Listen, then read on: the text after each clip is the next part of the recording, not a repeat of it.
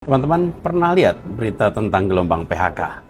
Angkanya terus naik. Di tahun 2023 ada 64.000 kasus. 2024 melonjak jadi 77.000 kasus. Dan baru setengah tahun ini, 2025, sudah lebih dari 42.000 orang kehilangan pekerjaan. Nah, di balik angka-angka ini ada ayah yang harus bergadang memikirkan tagihan listrik. Ada ibu yang harus jelaskan ke anak kenapa tidak bisa beli susu. Ada anak muda fresh graduate yang mimpinya buyar. Nah, yang lebih menyakitkan, setiap kali PHK itu, sebagian besar dari mereka tidak pindah ke pekerjaan formal baru, dan mereka justru jatuh ke sektor informal. Berdagang kecil-kecilan, jualan online yang seadanya, ojek online. Download Tribun X sekarang, menghadirkan lokal menjadi Indonesia.